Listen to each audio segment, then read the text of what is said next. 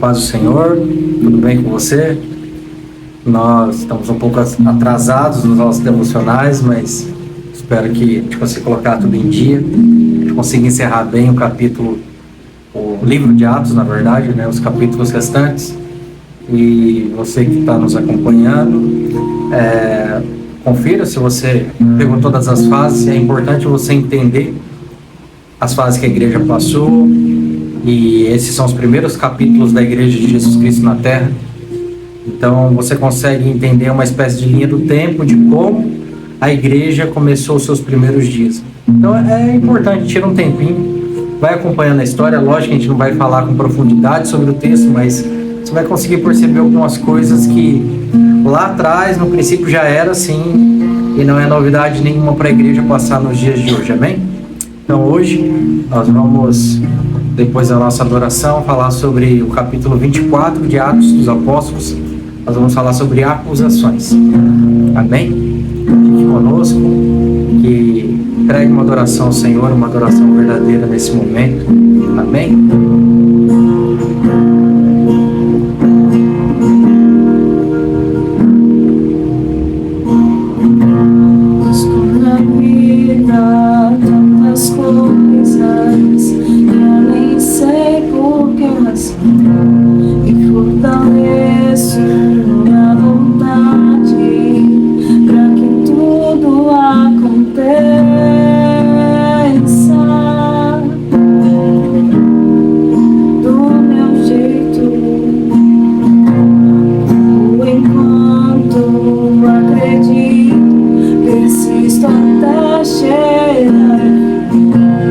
Descobrir lá no final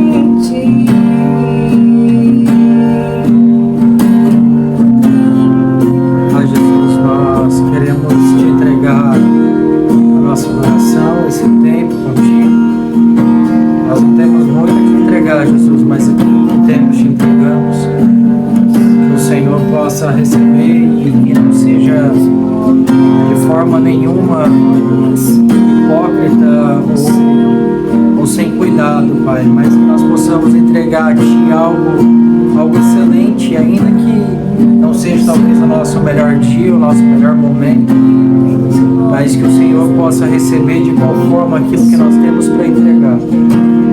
Ainda que seja pouco, mas esse pouco é nosso, nós estamos entregando de nós mesmos, da nossa casa, Jesus.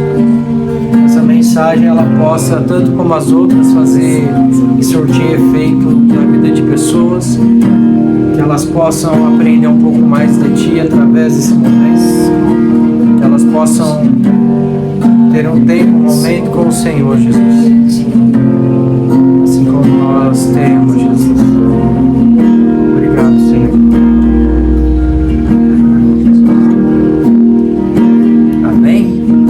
Pessoal, antes de ler, eu quero pedir para você, curte, compartilha esse vídeo, comenta aí embaixo o que você está achando, né, desses devocionais, e a gente vai conseguindo entregar cada vez mais esse vídeo a mais pessoas, e eu creio que isso vai aumentar, isso vai crescer. A nossa intenção é ter diariamente devocionais, sempre voltados para a palavra de Deus, com um capítulo específico. William, mas se você falar um capítulo inteiro, a gente às vezes não consegue acompanhar o capítulo. Não seria melhor um versículo isolado? Talvez a gente faça assim em algum momento.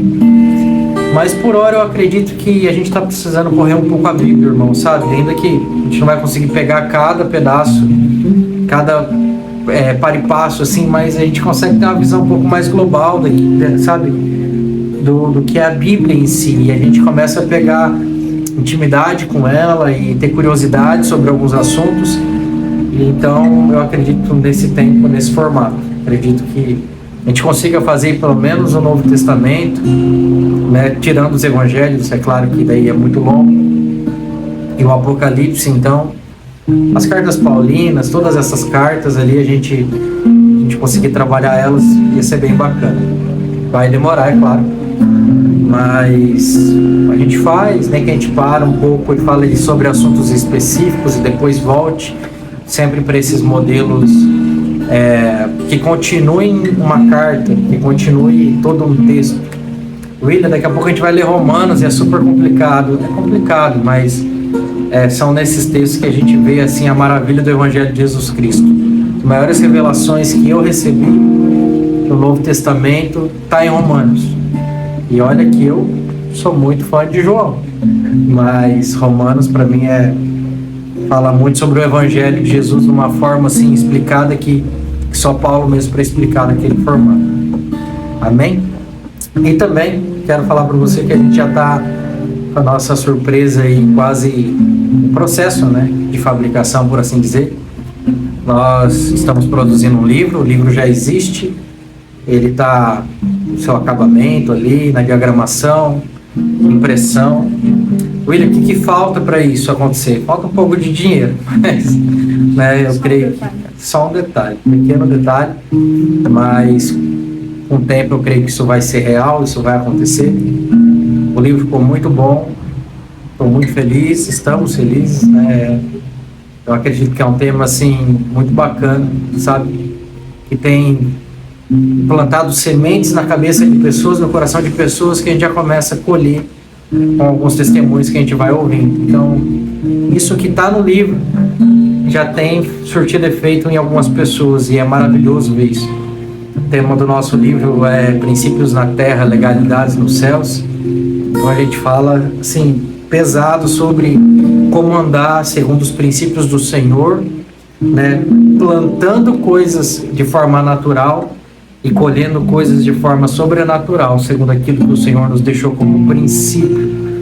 Então, pesado, assim, muito bacana, algo assim, muito denso, mas sem viajar muito, irmãos. Assim, eu gosto de trabalhar por tema, então eu vou pegar um princípio e vou escorrer ele e vou te dar um norte, não vou esvaziar o tema, você que depois vai continuar estudando sobre isso, amém? Eu só quis dividir isso com vocês e eu vou começar a falar mais disso nos próximos vídeos, vai preparando vocês, né, para ter a vontade de ler esse livro que ficou muito bacana. Amém? Vamos ler? Vamos ler para a gente continuar aqui, para a gente andar. Capítulo 24 de Atos dos Apóstolos, diz assim a partir do verso 1.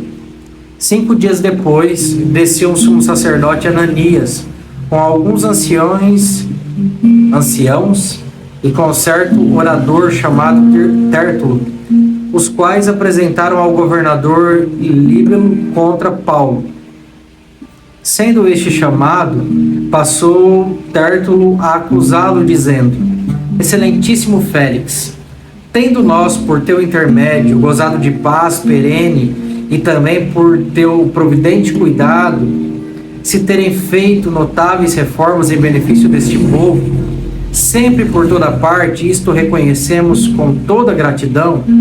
Entretanto, para não te deter por longo tempo, rogo-te que, de conformidade com a tua clemência, nos atendas por um pouco.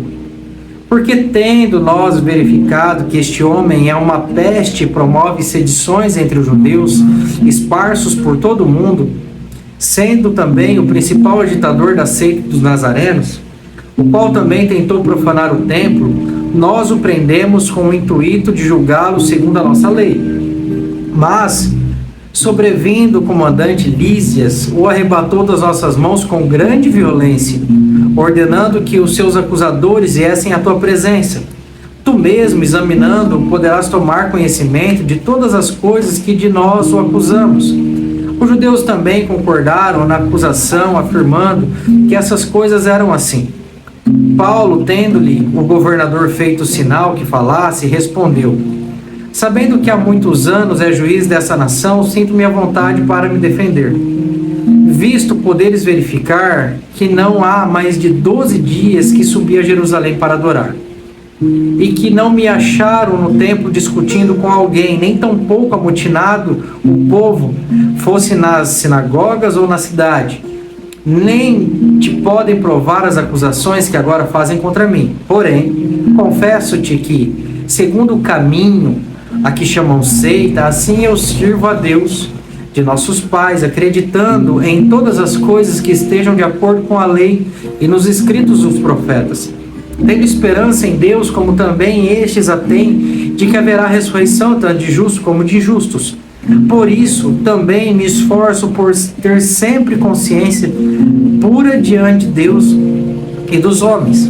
Depois de anos, vim trazer esmolas à minha nação e também fazer oferendas.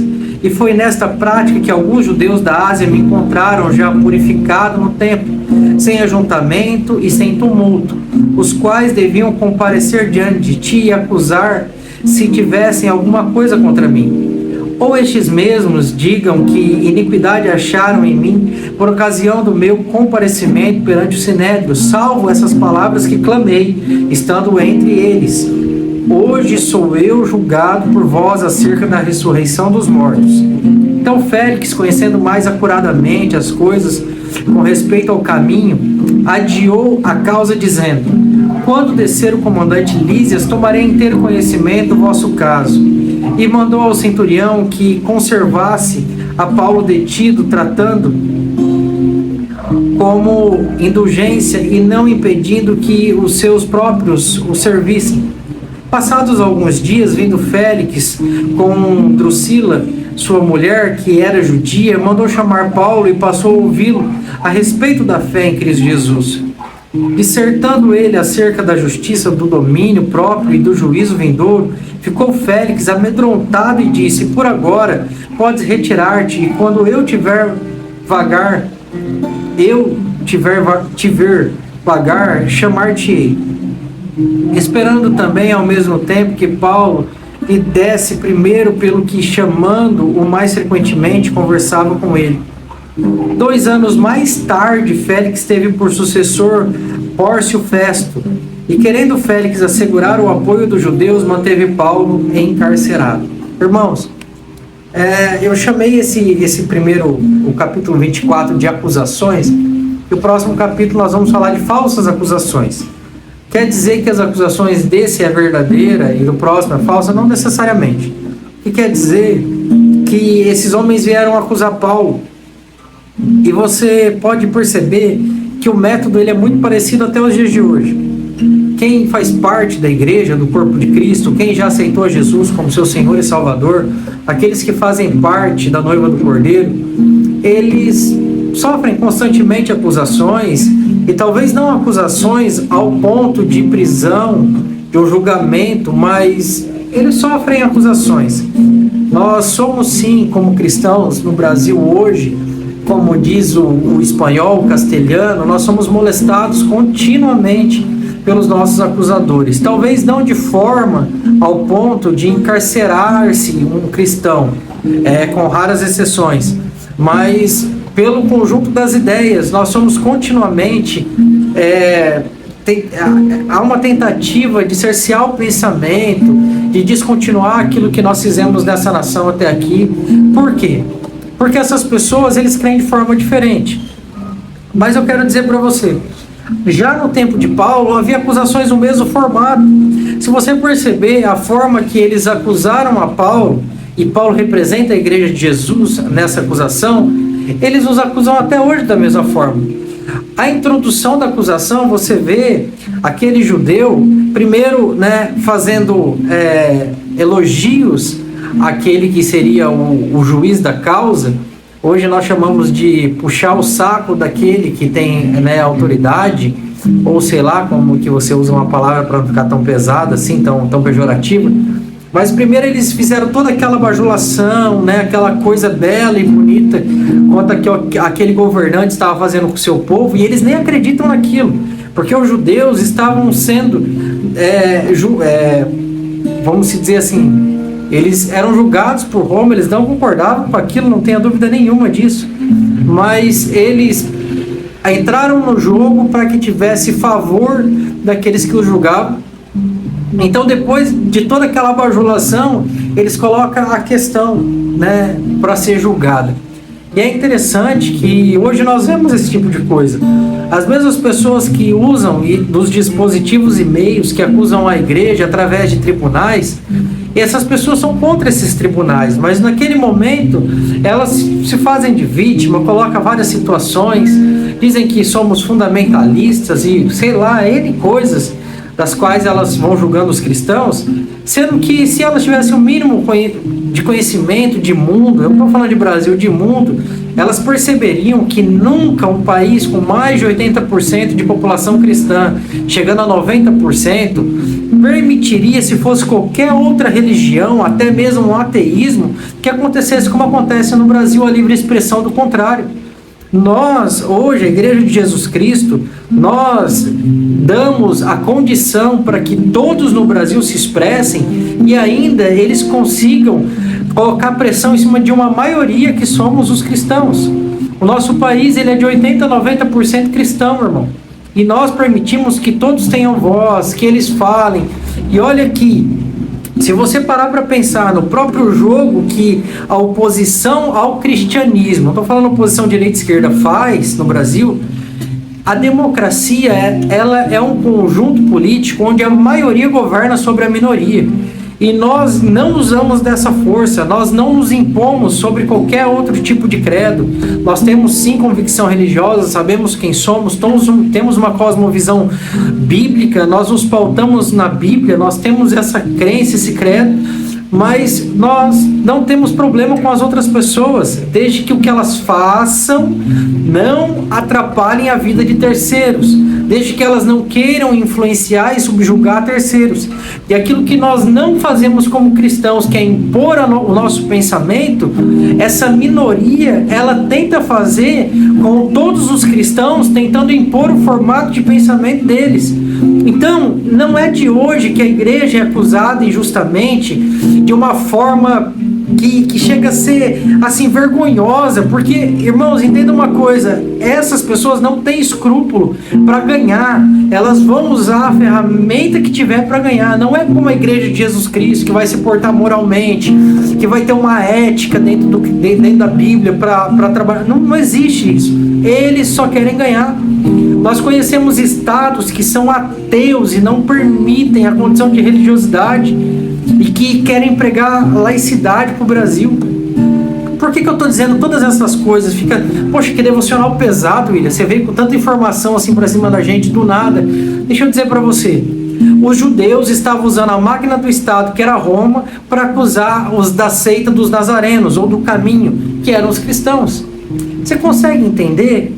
Aquele povo, eles estavam usando de uma máquina que eles mesmos não concordavam com ela, para subjugar o povo de Deus. Então o que eu quero demonstrar para você, pouca coisa mudou. Tem um cara, um brasileiro, você vai ouvir, você com certeza já ouviu falar dele. Ele até inclusive se diz ateu, né? Não sei se isso ainda até o dia de hoje, mas ele se dizia ateu, ainda que a formação dele é teológica. Ele diz algo muito interessante que eu concordo, que é o Pondé. Ele diz que o ser humano não mudou muita coisa da pré-história para cá. E se você parar para pensar, não mudou mesmo. As necessidades básicas são as mesmas, logo nós nos debruçamos em torno delas. Alimento, procriação da espécie e todas as coisas que fazem parte do nosso dia a dia é a mesma coisa do homem pré-histórico, inclusive guerras que nós fazemos nos dias de hoje. E esse conceito, ele, quando você tenta trazer uma aproximação ainda muito mais próxima, como de 2000 anos, que é do fato que nós estamos aqui narrando, que é a história de Paulo, para hoje, é muito mais próximo. A ideia do Estado em Paulo e do Estado hoje não diferencia muita coisa, irmão. A mesma ideia de Estado, se você vai ler a República de Platão ou algo assim, ainda que o termo é muito mais filosófico do que político, mas quando você vai entender a formação, o conjunto das ideias, né, a própria morte de Sócrates, o porquê ele morre ou ele se dá a morte, a gente não está muito diferente. Sabe? William, você está entrando em filosofia? Não, eu só estou citando uma coisa ou outra que eu até fico com medo de soltar muito vago e depois as pessoas falam assim, tá falando besteira. Mas pensa comigo, cara, o formato da acusação é o mesmo, e Paulo é acusado. E Paulo ele vai se defender, como todo bom cristão, no formato daquilo que é ético e correto. Ainda que essas pessoas, irmãos, eu vou dizer para vocês, elas não merecem, elas não merecem que nós respondamos de forma correta. Nós deveríamos ser sim mau caráter como elas, na acusação que elas fazem. Mas como nós somos cristãos e temos que nos manter de forma ética, nós respondemos de forma correta. Mas nós deveríamos agir como elas. Se nós fôssemos tão mau caráter, talvez é lógico, daí a verdade, que é o próprio Cristo, não ficaria ao nosso favor e nós iríamos sucumbir. Mas o nosso texto argumentativo seria muito mais rico e a gente com certeza ganharia qualquer discussão com esse pessoal. Mas eles começam a levantar acusações contra a igreja. E eles vão levantar tentando minar o nosso formato. Eles vão minar de várias formas. Eles vão tentar de uma forma, se não dá por aqui, dá por ali. Se não dá de um formato, dá no outro formato. Sabe? E eles vão cansando através da estrutura que o Estado oferece, os cristãos, até que eles consigam entrar no nosso meio com seus discursos aí que chega a dar nojo, até uma certa aversão, porque nós sentimos isso, é um enojamento tão grande que causa uma aversão no sentido de fobia, William. Olha, não fobia, porque fobia se trata de atacar o outro fisicamente, de querer que ele não exista. Nós queremos que essas pessoas se convertam e não que elas parem de existir. Mas aquela coisa que dá uma repulsa, sabe? Então, o que eu quero falar para você hoje? Eu quase não entrei no texto, eu quero só dizer e grafar essa parte. A igreja sempre foi acusada, ela sempre será acusada. E entenda uma coisa, as acusações geralmente serão injustas. Talvez uma dentre elas terá algum tipo de fundamentação teórica ou algo legal, mas a maior parte é mentira. E daquilo que nós somos acusados, que é verdade, nós somos acusados de uma forma que aquilo fique feio ou contrarie o que parece moral e legal, sendo que nós estamos sim agindo dentro da moralidade, da legalidade. Nós queremos sim o bem das pessoas através daquilo que nós aprendemos pela Bíblia. Irmão, deixa eu dizer uma coisa para você, ou para você também que não crê no texto da Bíblia. Você que não crê, leia a Bíblia. Leia a Bíblia, depois você lê todos os textos sagrados que você vê por aí. Leia todos. Eu já tive algumas experiências, não li tudo e todos, mas tive experiências com vários tipos de livros que são considerados sagrados em algumas culturas. E eu vou dizer uma coisa para você. Tirando a Bíblia, e você pode parar para pensar assim, a Torá e os profetas, se for pensar no texto judeu, não tem nada parecido com a Bíblia. Você não vai encontrar nada que se pareça, que tenha uma estrutura rica como a Bíblia. Você não vai encontrar, cara. Leia ela que você vai entender. Ah, William, mas isso parece tão fundamentalista e está na Bíblia, né? Cara, não é fundamentalista. Isso se trata de aquilo ou aquele a quem Deus te criou para ser. William, mas eu sou obrigado a ser como a Bíblia diz que eu devo ser? Não, você não é obrigado. Mas se você quiser ser o homem que Deus te criou para ser, aí você vai se tornar esse cara. Não por obrigação, por honra. Você vai olhar e vai entender e falar assim, cara, é nesse lugar. Você pode prestar atenção, eu quero encerrar aqui, irmão, só vai ficar muito grande esse negócio. Entenda isso. O maior modelo econômico criado até hoje foi o capitalismo. Ele tem como a sua base de fluidez, ele funciona através do serviço ao próximo. Ainda que seja egoísta, eu sirvo ao próximo para ser recompensado, para ter lucro, para ser beneficiado, mas o cunho do capitalismo, o sucesso dele, está no servir ao próximo, com um produto, com um serviço ou com alguma coisa que seja tão boa que ele queira adquirir. E da onde que o capitalismo tirou isso, irmão? Não é difícil de você parar para pensar. Para para pensar, 2 minutinhos você vai entender. Ele tirou isso do cristianismo. A base do cristianismo está em servir ao próximo. Claro que não pelo mesmo motivo do capitalismo, que é o lucro. Nós fazemos isso por amor ao próximo, segundo aquilo que o nosso Cristo nos ensinou. Mas a essência é a mesma. A diferença é que aqui eu não vou servir pela recompensa. Ainda que há alguns tipos de cristianismo que sirvam pela recompensa, que acreditam que isso trará salvação a eles. Mas nós, o nosso partido, por assim dizer, dos cristãos, nós protestantes, evangélicos, nós temos a crença de que, por amor ao próximo, eu sirvo o próximo. Isso de forma gratuita, não para receber algo em troca, mas porque eu já recebi algo do meu Senhor e eu vou me parecer com Ele, eu não tenho algo ou alguém para ser que não seja alguém que sirva o próximo. Então, perceba o mundo, olhe para o mundo, e todas as boas coisas que esse mundo oferece ainda estão lastreadas numa cultura cristã. Eles tiraram de algum contexto cristão servir ao próximo, a forma de prosperar, a forma de agir, a conduta ética moral, sabe? Até o Oriente olha e vê que o Ocidente está se perdendo quando se perde do cristianismo, que é a sua base ética moral. Nós ouvimos isso até do Putin, ele dizendo que o Ocidente está perdendo aquilo que é mais belo nele, que é o cristianismo. Sabe? Todo mundo consegue perceber isso. E só a gente que parece que está dentro do sistema que não consegue perceber. Amém? Irmão, entenda uma coisa. Acusações sempre vão existir. Você será acusado injustamente, ainda que por coisas corretas. De repente, o outro está falando uma coisa que você realmente faz. Mas ele está dizendo que você faz isso para o mal, não para o bem.